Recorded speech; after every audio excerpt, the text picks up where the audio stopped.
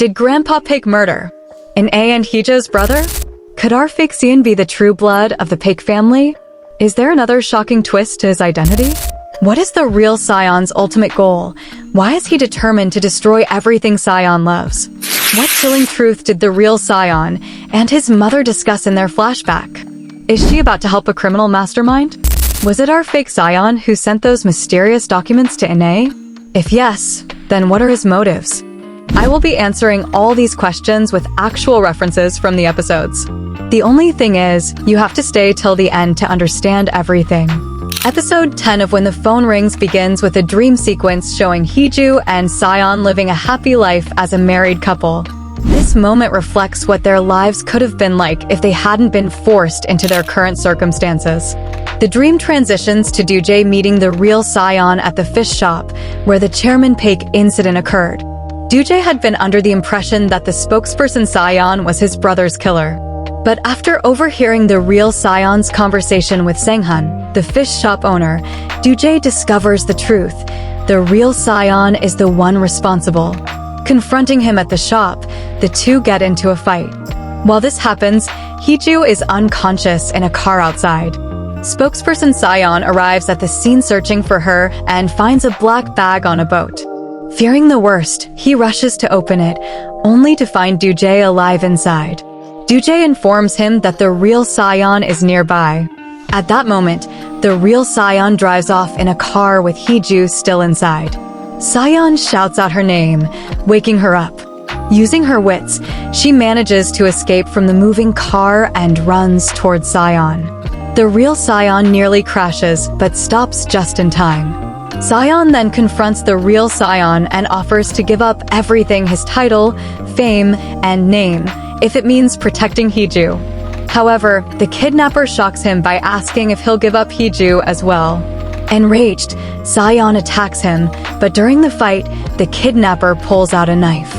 Doojay steps in to protect Sion and gets stabbed in the process. At the hospital, overcome with guilt, Doojay attempts to harm himself, but the police intervene and restrain him, ensuring he faces justice for his actions. The real Sion's ultimate goal is to punish fake Sion for standing by and doing nothing while he suffered as a child, particularly when Grandpa Pig drowned him. His determination stems from years of pain and resentment, culminating in a desire to destroy everything fake Sion holds dear, especially Heeju. I could have easily made up stories and uploaded a video. Rather than explaining it with actual references from the episodes, I'm trying my best to bring quality content. I would love to receive a token of appreciation from my K-Insider fam. I worked really hard decoding this episode. I stayed up whole night. Please subscribe. It may take you just 5 seconds, but makes my day. Love you. Let's continue. Meanwhile, the real Sion manages to escape yet again and cleans himself up. During this time, we see a flashback of a conversation he had with his mother. She had believed he was dead for years, but still cared for him as any mother would. The real Sion and his mother's conversation reveals a haunting truth. She had believed he was dead for years, a lie perpetuated to protect the family's reputation. Despite this, her maternal instincts and lingering guilt for not being there for him create a soft corner in her heart. She empathizes with his suffering and, while conflicted, might help him because she is his mother. Her love and regret could make her an unintentional ally to his plans, even if she doesn't agree with his actions. The flashback reveals the family's dark history. His grandfather admitted to killing his own grandson to protect the family's reputation. This moment highlights how neglect and lack of proper care, like therapy, contributed to the tragic turn of events. A shocking revelation also comes to light. Our fake Sion, often believed to be an orphan, was actually Grandpa Pig's illegitimate son. However, this information remains uncertain since Grandpa Pig is now dead, leaving the truth unresolved. So yes, there is a strong possibility that fake Sion is the true blood of the Pig family. The revelation that he might be Grandpa Pig's illegitimate son aligns with the hints provided, but the truth remains ambiguous since Grandpa Pig's death leaves no direct confirmation. This unresolved mystery suggests there may be more shocking twists regarding his identity. On another front, all the remains of the dead children involved in the case are finally recovered. This discovery gives Sangwoo some long-awaited closure. He confesses to Yuri that her cheerful presence by his side was what gave him the strength to endure his pain. Their heartfelt exchange strongly hints that these two will likely end up together. At home, Ine and Heeju have a conversation about everything that has happened. During their discussion, Ine realizes something critical. The Scion she saw as a child was much younger than the one who was later revealed to her. She recalls that the young Scion had once made their brother cry when they were kids. This implies that their brother had seen the boy's face and knew what he was like, which is why Grandpa Paik wanted him killed, to eliminate any witnesses to his illegitimate grandson's existence. It is revealed that a deal was struck between Grandpa Paik and Inea's father to cover up the truth about Paik's son's death. Inea's father had invested a significant amount of money into Paik's presidential ambitions. Exposing that Paik had his own grandson killed would have destroyed his reputation and cost Inea's father all his money. This dark arrangement ensured silence at the cost of Inea's brother's life.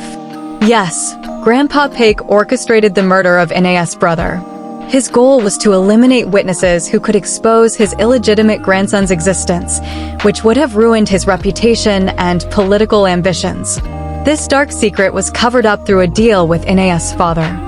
Hey K-Insider fam, please comment down which other K-dramas do you want me to decode. I would be happy to hear from you. Let's continue. While Ine and Heeju are talking, Heeju's mother arrives at the house, looking for information about Scion. However, Heeju shocks her mother by speaking up for herself. In an emotional moment, she confronts her mother, saying she regrets ever trying to love her. She admits that she used to think being obedient was a way to express love, but now that she understands what true love is, she realizes she was wrong. This confrontation marks a turning point as Heeju finally cuts ties with her mother.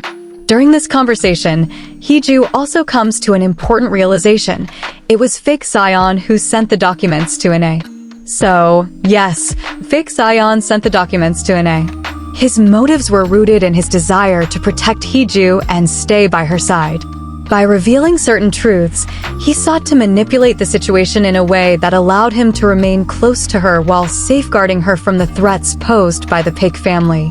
Meanwhile, Scion learns that Doojae is relieved he wasn't the one responsible for his brother's death, which brings some closure to their conflict.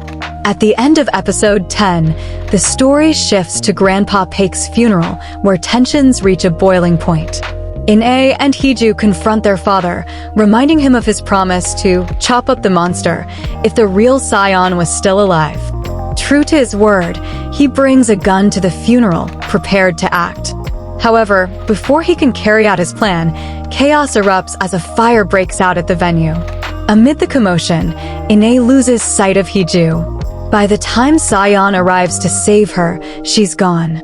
It turns out the kidnapper has taken her and is driving off with her, mirroring the events from earlier in the series. The kidnapper later calls Scion and delivers a chilling message. He plans to destroy what Scion loves most, Heeju. His motive isn't about losing his place as Paik's grandson, but rather about punishing Scion for standing by and doing nothing while he suffered. In a heartbreaking moment, Heeju calls Scion and tells him that she wants to protect him and that he should never forget her love. She then drives off the road with the kidnapper, leading to a devastating cliffhanger. 2 days pass after the accident, but both Heeju and the kidnapper remain missing. Desperate to find her, Scion holds a press conference where he makes a shocking announcement. He declares that he is not Paik's grandson and that his real identity isn't Scion. He also reveals to the public who his wife is and pleads for their help in locating her. Don't take this the wrong way, but I really enjoyed watching Yoo Yeon-suk cry in this episode. There's something so genuine and heartfelt about the way he portrays Scion's emotions for Heeju. His tears don't just feel like acting, they hit you right in the heart and make the character's pain feel real. It's moments like these that remind you why this show is worth watching. We finally get confirmation that Park Doojae is the master, but what caught me off guard was Scion's reaction. He wasn't as furious as I expected. Considering how much he trusted Doojae more than any other member of his staff, that kind of betrayal should sting as much as finding out your spouse had an affair. Yet, Scion's emotions seemed more measured, almost understanding. Perhaps it's because Sion realizes that Jae, in his own way, was manipulated by a larger force. Another intriguing mystery remains. We still don't know fake Sion's real name. It's been brought up several times by different characters, but the show has yet to reveal it. This omission feels intentional, leaving viewers questioning his true identity and the significance behind it. Now, I can't believe I have to wait for episodes 11 and 12. The cliffhangers and unanswered questions are driving me insane. I just hope they drop some kind of preview soon because the suspense is unbearable. Cue uncontrollable sobbing. Episode 10 doesn't just provide answers, it deepens the intrigue, leaving viewers questioning everything they thought they knew about the characters and their motivations. And while you're at it, don't forget to subscribe to Miss K Insider. Trust me, you don't want to be the one left out when the chaos hits. Stay messy, stay dramatic, and stay subscribed.